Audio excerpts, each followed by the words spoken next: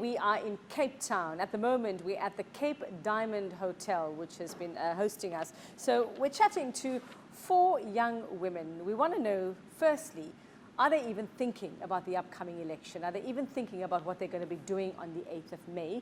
And then we also want to know about what do they think of the role of women in politics? What's their perspective on the role of women in politics? But I'm not alone. I'm joined today by the fabulous White Talks anchor, Busisiwe Gumede. Thank you so much, Uveka. Thank you so much for tuning in. Of course, this is a broadcast that is in partnership with both eNCA and YFM. So I'm very excited to be here and, of course, to introduce you to a panel that is well versed in today's discussion. First up would be Namhla Monakali. She was, of course, born in 1996 and not registered to vote.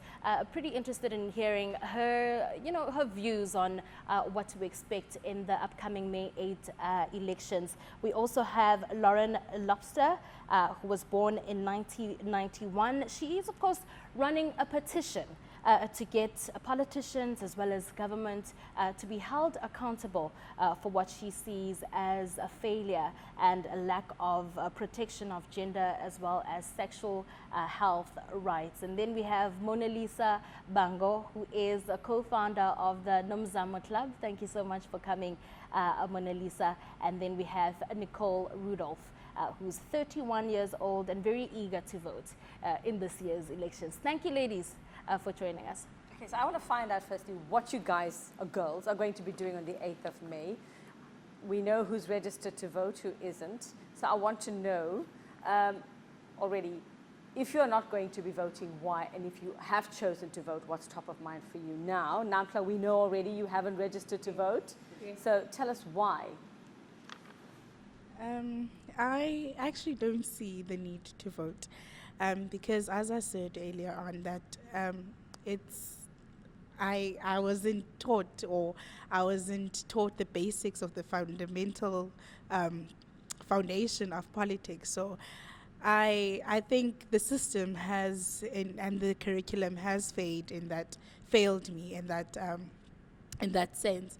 However, I have grappled along and I have acquired knowledge through self-studying and what I've heard as well. As I'm a first-year journalism student, so politics are something that are part of me now.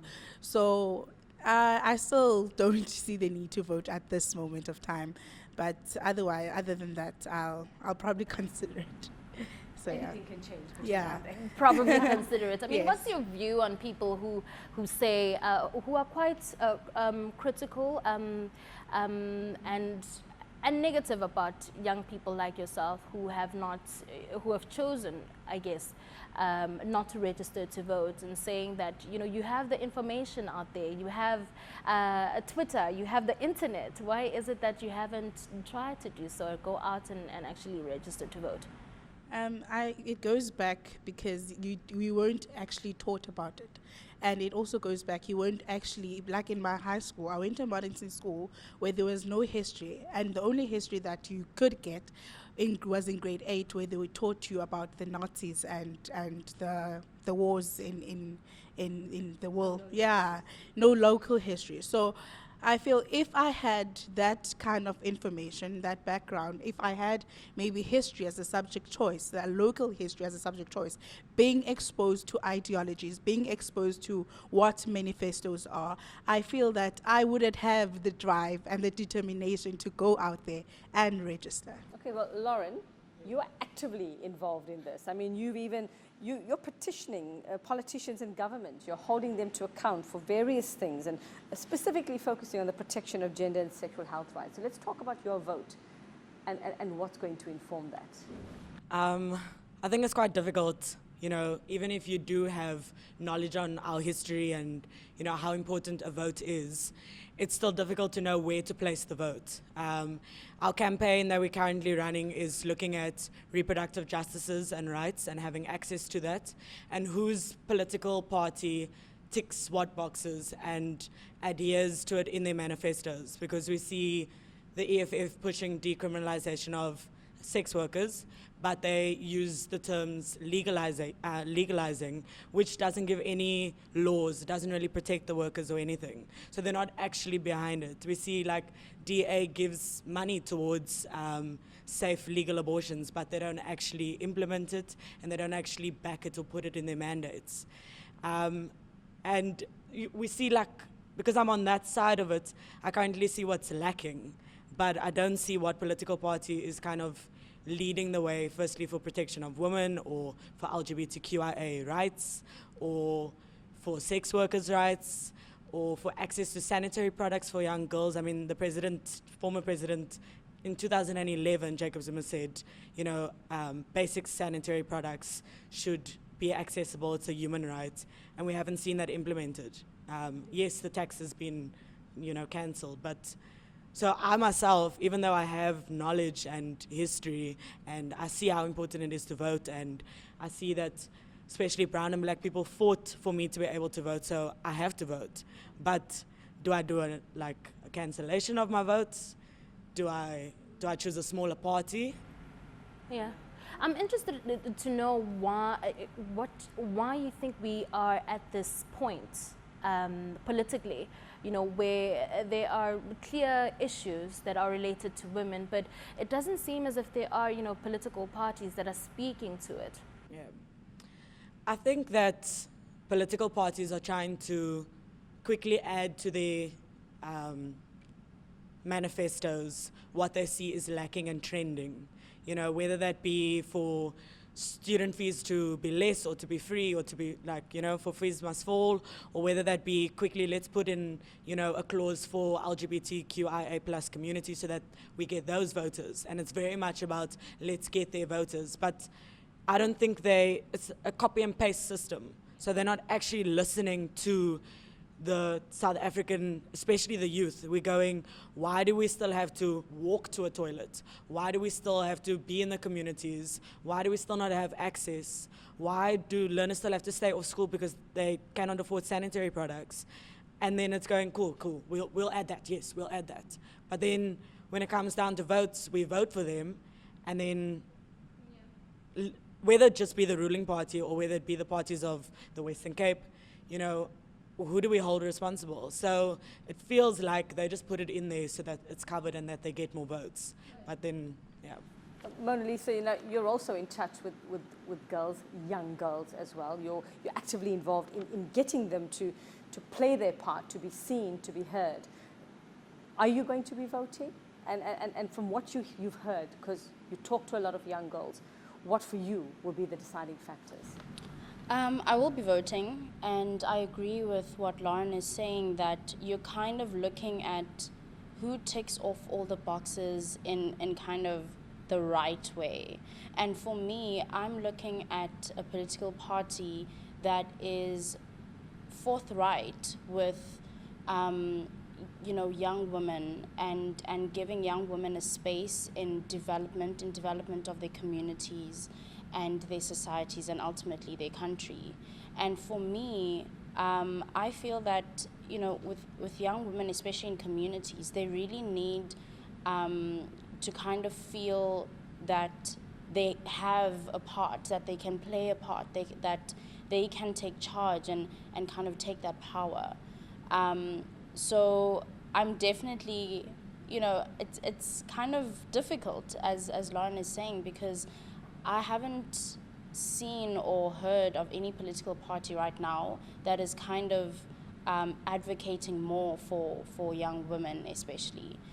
It's kind of like, we'll support them, but at the time when they're elected, then, we're not sure what's going to happen. But why do you think that is the case? Why is it that we find ourselves in a position where, women are struggling to pinpoint at least one or two political parties that are really about women and for women all the way through? Yeah, I think, it's what's been happening.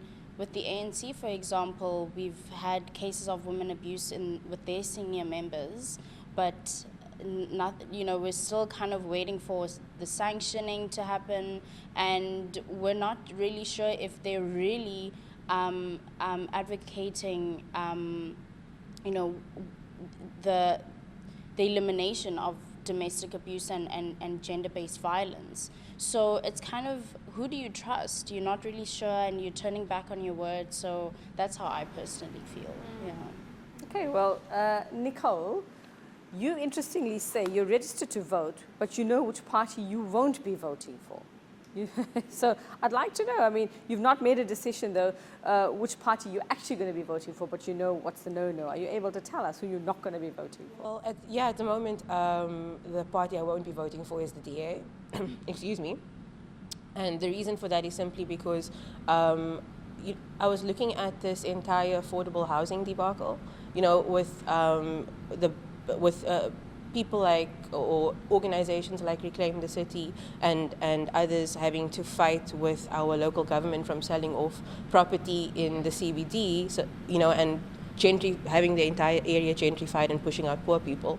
So it's a difficult decision to make, I think, because I'm not sure if I'll be giving, when I look at the top 3 parties, I'm not sure who I'll be giving my vote to. I don't really think it would be any of them, to be honest, because I mean, you were asking about sort of gender-based politics, and there's no party, I think, that has an actual plan as to what they'll be doing about gender issues in our country. So everybody's sort of like, okay, we have to do better. We have to start doing better. We have to do better by women. You know, the people affected most by poverty are black women, but what's the plan? There doesn't seem to be one. So, I mean, it's the party I won't be voting for, the whole DA thing. I think it's also because of where I live. I'm from Manenberg, and I see a lot of poverty. I see a lot of violence happening. People mostly affected are women, and women don't have access. We don't have, you know, access to education. We don't. Everything is a struggle, and it doesn't make sense to me that it's that way because. Sorry, I'm having difficulty articulating myself, but it's just, when I think about it, you know, if we had a proper plan in place, if our political parties were actually interested in making sure that our country progresses, they would focus on women. I mean, if women are the most affected, why is there no plan for women? Yeah, I mean, Nicole, it sounds like land is a very big part of, you know, what you're using to determine which political party you will be voting for. Of course, you were saying not the Democratic Alliance, but if you look at our ruling party, the African National Congress, and how they've handled issues of land, particularly in Alexander Township, you know, residents saying that we've been trying to get access to land as well. You even have it here, I think, with District 6 and the land claims that are taking, well, they want to know why so long. So I'm interested to know, are you looking at smaller political parties? It's actually a question that we've asked Why Talks listeners, that if you're not getting what you want from the big 3 political parties, are you looking to smaller parties for that? I am actually. I had a look at Patricia de Lille's new party, Good. I also feel like it's very slogany. That's not a word, but you know what I mean. The thing that I'm worried about is I don't want to waste my vote. You know, voting was something that it was hard earned in our country. A lot of people fought for it. A lot of people died for it. And I don't want to put my vote with a party that would basically be prevented from doing almost any change because they didn't garner enough votes. I don't want to waste it. But then at the same time, none of the, I mean, I mentioned the DA that because I feel very strongly about the affordable housing thing, but I can't, I mean, the EFF, a lot of their policies make sense to me, but then again, when it comes back to gender politics, it's again the idea we'll do better. And you know, if women were marching the other day, I saw a headline, I can't remember about what, and I thought, okay, that's a really strong showing, that's great, but again, what are your policies? What are you going to be doing for poor women in this country? Yeah. Okay, so it sounds like, you know, there's a whole host of, yes, women are important, but you actually, all of you are waiting for something tangible. I mean, Nantla says, where they've wanted the youth vote, when we had a chat on our election bus, Yeah. she hasn't seen anyone actually come to campus and actually try and speak to, let alone young women, speak to youngsters themselves. So you have to wonder, you know, what are political parties, what are they actually doing? Everyone's saying that this is a quieter election than we've actually seen previously. So I think I want to know from you, okay, you may or may not vote. I don't even know if you have time to register after this. I don't know if the door is closed now, but I mean, your mum and your siblings and your friends as well. What would be the game changer for you? What would be the thing? If we have to talk about the state of women, what worries you most about the state of women in South Africa? What worries me most is actually the amount and the pressure that they feel in the society and how they are violated. You know, I was even listening to KFM this morning that every 25 seconds a woman is raped. You know, so those are the things that worry me, not knowing that you'll wake up and you'll go out of the door and what will happen to you in our society. So we're generally not safe at all. We don't feel safe as women. Yeah. Well, that brings us to the end of our discussion. I've had absolute ball here in Cape Town, of course, speaking to you, young women, especially my colleague here, Uveka. Thank you so much. Thank you we for made letting me sit in. a TV appearance on eNCA.